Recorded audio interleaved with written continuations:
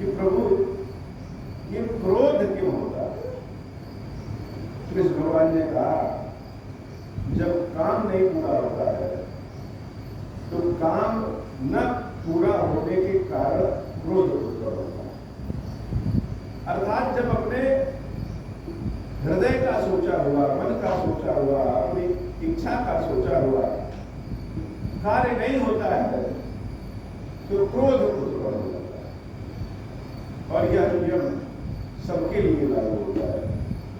क्या जानवर, क्या मनुष्य, क्या ऋषि मुनि, क्या देवता, सबके लिए यह नियम है कि अगर काम हमारा नहीं होगा तो क्रोध उत्पन्न हो जाएगा। अब सबके अपने अपने काम, किसी के लिए कोई काम महत्वपूर्ण, किसी के लिए कोई काम महत्वपूर्ण। जैसे भगवान शंकर जब भगवान श्री राम की समाधि में थे, ध्यान में थे, और उनके ध्यान को जब कामदेव ने तोड़ा तो शिव जी को क्रोध उत्पन्न हो गया। क्यों? क्योंकि उनका काम ही, उनका कार्य ही भक्ति का, भगवान श्री राम का ध्यान है, और कोई उनके प्रिय काम से अगर कोई निगाह दे तो क्रोध तो स्वाभाविक है।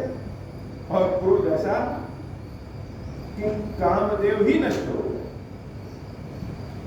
वैसे ही जब सनकादिक ऋषियों ने जय और विजय को श्राप दिया तो क्रोध इतना ज्यादा था कि केवल यह श्राप नहीं दिया कि जाओ राक्षस हो जाओ, यह श्राप दिया कि जाओ 3 जन्म तक राक्षस हो। मतलब राक्षस तो हो गए ही, उसके बाद भी 1 जन्म से मुक्ति नहीं मिलेगी, 3 जन्म तक। हम क्रोध में अपना विवेक खो बैठते हैं, अपना व्यवहार खो बैठते हैं। जिसकी जैसी क्षमता होती है वैसा ही सब कुछ होता है। सनकादिक ऋषियों जैसे भक्त और ज्ञानी व्यक्ति जब उनकी इच्छा न पूर्ण हुई, और यह जो हृदय की लालसा है, हृदय का प्रेम, हृदय की इच्छा है, जिसके प्रति भी हो, भक्त का जब भगवान के प्रति होता है, और भक्त और भगवान के बीच में अगर कोई अवरोधक बनता है किसी भी कारणवश, तो प्रेम तो वैसे भी पहरा बनता है, सोच समझने की शक्ति नहीं। तो अगर भगवान और भक्त के बीच में कोई अवरोधक होता है तो अपने आप वह जल करके भस्म हो जाता है, या जैसी व्यवस्था रही उस तरीके से हो जाता है। किसी बच्चे से उसका खिलौना ले लीजिए तो वह बच्चा भी थोड़े समय के लिए जितनी शक्ति रहेगी उतनी देर चिल्लाएगा, उतना ही परेशान करेगा। और जब सनकादिक ऋषियों से भगवान का दर्शन करने से उनको रोक दिया गया तो उनका क्रोध इतना बढ़ गया कि उन्होंने श्राप दिया कि यह तुम्हारी प्रवृत्ति, तुम्हारा व्यवहार राक्षसी है, इसलिए जाओ राक्षस हो, और राक्षस 1 नहीं 3 जन्म तक हो जाओ। तो भगवान शंकर कह रहे हैं, देवी मुकुट न भय हते भगवाना। हिरण्याकश्यप और हिरण्याक्ष का स्वयं भगवान ने वध किया, उसके बाद भी उनकी मुक्ति नहीं हुई। मुक्ति क्यों नहीं हुई? 3 जन्म कुछ वचन प्रभाव, क्योंकि उन्होंने 3 जन्म तक राक्षस होने का श्राप दिया था। एक बार तिनके हित लागी, धैर्य हो शरीर भगत अनुरागी। तो जब वह 3 जन्म लेंगे तो उनकी मुक्ति के लिए भगवान को भी 3 जन्म लेना पड़ेगा। तो एक बार तो राम के स्वरूप में अवतार लिए, राम जी के रूप में अवतार लेने की कथा यही है। और एक बार की बात है कि एक राक्षस पैदा हुआ जलंधर। वैसे यह कथा ऐसी है कि किसी कारणवश वैकुंठ में भगवान विष्णु और देवी लक्ष्मी में एक कथा है, माया स्वरूप में है। वैसे तो नहीं हो सकता लक्ष्मी और नारायण कभी अलग हो सके, लेकिन एक बार की कथा है कि किसी कारणवश लक्ष्मी जी को भगवान विष्णु ने कह दिया कि जाओ तुम पृथ्वी पे एक वृक्ष के रूप में जन्म लो। वृक्ष के रूप में जब जन्म लेने का, अब इसको श्राप कहते हो या माया कहते हो, क्योंकि भगवान विष्णु तो लक्ष्मी को श्राप दे नहीं सकते, लेकिन फिर भी कुछ ना कुछ लीला करनी पड़ती है प्रभु को। तो देवी लक्ष्मी को श्राप दे दिया कि जाओ तुम पृथ्वी में वृक्ष बन जाओ। गंगा को श्राप दे दिया कि तुम नदी बन जाओ। सरस्वती को श्राप दे दिया कि तुम भी नदी बन जाओ।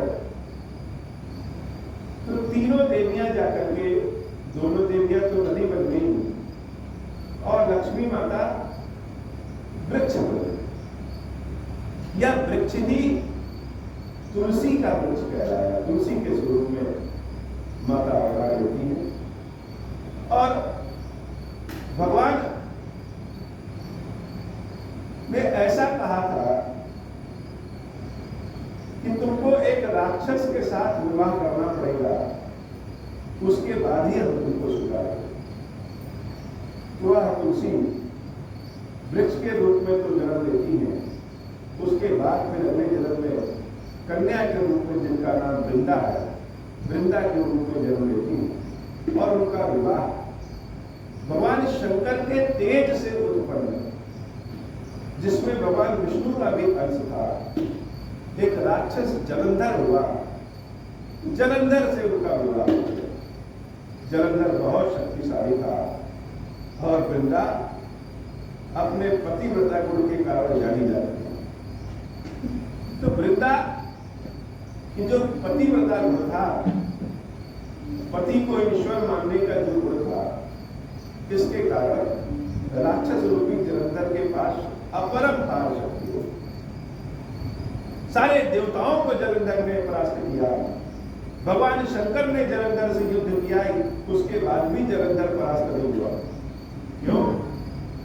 क्योंकि उसकी पत्नी वृंदा बहुत पतिव्रता थी और साथ ही साथ वृंदा भगवान विष्णु की बहुत बड़ी भक्त थी। सुबह शाम दिन रात भगवान विष्णु की सेवा पूजा करना और अपने पति का ध्यान रखना, उनकी सेवा पूजा करना ही वृंदा का काम। वृंदा की शक्ति के कारण जलंधर परास्त नहीं हो रहा था। तो भगवान विष्णु ने कहा कि जब तक वृंदा का सतीत्व भंग नहीं होगा, जब तक पूजा पाठ इसकी भंग नहीं होगी, तब तक जलंधर की मृत्यु नहीं हो सकती। और अगर जलंधर की मृत्यु नहीं होगी तो संसार का कल्याण नहीं होगा। संसार के कल्याण के लिए भगवान अनेक बार अपने नियम बदले हैं, अपने सिद्धांत बदले हैं।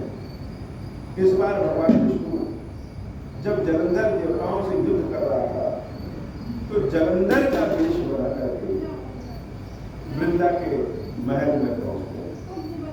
वो वृंदा जो दिन रात भगवान विष्णु की सेवा पूजा करती थी, उनके दर्शनों की इच्छा रखती थी, आज भगवान साक्षात स्वयं चल करके वृंदा के घर पहुंचते। लेकिन किस रूप में पहुंचते हैं? वह उसके पति जलंधर के रूप में पहुंचते। अब इसके पीछे भी कारण है। वह कह सकते हैं कि देवताओं की शक्ति कम हो गई और वृंदा के सतीत्व को नष्ट करने के लिए भगवान छल रूप में जलंधर के देश में पहुंचे। लेकिन भगवान छली नहीं होते। हम नाम कुछ भी दे दें कि वह छली है, ईश्वर तो छली नहीं। क्योंकि स्वयं वृंदा देवी लक्ष्मी का स्वरूप है, इसलिए जैसे भगवान विष्णु अपनी लक्ष्मी को ढूंढने पहुंचते और लक्ष्मी वृंदा के स्वरूप में जो है उसको तो ध्यान ही नहीं है कि लक्ष्मी क्या है, कौन हमारा असली पति कौन है, हमारा असली स्वामी कौन है। इसलिए जिस रूप में वृंदा अपने पति को देखती है, भगवान विष्णु वही रूप पूरा करते जाते। माया जब हट जाए तब वास्तविक ज्ञान प्राप्त होता है, और जब तक माया है तब तक ज्ञान प्राप्त नहीं होता। भगवान विष्णु जब जलंधर के वेश में गए तो वृंदा को लगा कि उनके पति आ गए हैं, और वह जो भगवान विष्णु की पूजा पाठ कर रही होती है, उस पूजा पाठ को छोड़ करके अपने भगवान विष्णु से मिलने चली आई, अपने पति रूपी विष्णु से मिलने आई, जिससे उनका यज्ञ खंडित हो गया। और जैसे ही यज्ञ खंडित हुआ, वैसे ही भगवान शंकर से वह राक्षस जो युद्ध कर रहा था, भगवान शंकर ने अपने त्रिशूल से उस जलंधर रूपी राक्षस का अंत कर दिया। जब जलंधर रूपी राक्षस का अंत हो गया, तो वही भगवान विष्णु जो जलंधर के वेश में वृंदा से मिलने आए थे, अपने चतुर्भुज स्वरूप में आ जाते। वृंदा ने जब देखा कि यह हमारे पति न होकर के भगवान विष्णु है और इन्होंने हमारे साथ छल किया, उस छल के कारण मेरे पति की मृत्यु हो गई। तो जिस भगवान की दिन रात सेवा पूजा करती है वृंदा, उस वृंदा ने कहा कि हे विष्णु, यद्यपि तुम श्याम रंग के हो, लेकिन तुम्हारा उचित रंग तो काला होना चाहिए। तुम तो बहुत छली पति हो, इसलिए लोग तुमको दयालु कहते हैं, लेकिन सत्य बात तो यह है कि तुम्हारा हृदय पाषाण के समान है, पत्थर के समान है। इसलिए हम तुमको श्राप देते हैं कि तुम पत्थर हो जाओ। और पत्थर ही नहीं, पत्थर जब होगे तो बहुत तीक्ष्ण दांतों वाले जीव, पशु या कीड़े कह रहे हो, वह कीड़े तुमको काटेंगे और तुमको बहुत कष्ट होगा। तत्काल रूप से भगवान विष्णु चाहते तो अपनी भक्तिनी वृंदा के श्राप को स्वीकार नहीं करते, लेकिन भक्त के दिए हुए नैवेद्य को, प्रसाद को, भक्त के दिए हुए पूजा पाठ को या श्राप को भगवान सदैव स्वीकार कर लेते हैं। वो भगवान विष्णु स्वयं पाषाण स्वरूप में हो गए और वही पत्थर साक्षात विष्णु स्वरूप शालिग्राम के नाम से प्रसिद्ध थे। आज भी ठाकुर जी की सेवा शालिग्राम के रूप में होती है। और भगवान शंकर ने जब वृंदा के आंखों से माया हटाया, तब वृंदा को पता चला कि हम वास्तविक रूप से कौन है। वह देवी लक्ष्मी जो वृंदा के रूप में है, वही वृंदा के गंड से अर्थात गले के पास से एक नदी स्रावित होती है, जिसको गंडकी कहते हैं। वही लक्ष्मी नारायण, वही तुलसी और नारायण देवी गंडकी रूप में प्रकट होती है और भगवान पाषाण स्वरूप में, शालिग्राम स्वरूप में उसी गंडकी में निवास करते हैं।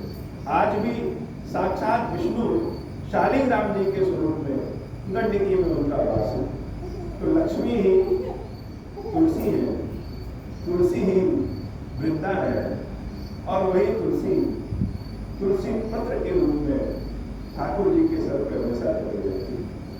तो भगवान शंकर कहते हैं, छल करी कार्य का सुगत प्रभु सुर कारज हीन, जब ते ही जाने मरम कर श्राप को करेंगे। तो नारायण तो भक्तों के श्राप को भी हर लेते, संसार का कल्याण हो, इसके लिए उन्होंने श्राप को स्वीकार कर दिया। ऐसी सुंदर कथा भगवान शंकर देवी पार्वती को सुना रहे हैं। हे प्रभु, आज की कथा यही श्री खीरेश्वर महादेव जी की शुरू जी हम सबके ऊपर बड़ा कृपा करें। अब हो प्रसन्न प्रभु को पर नाथ दीन परनेहु, निज पद भगति देहु प्रभु मुनि दूसर बर देहु।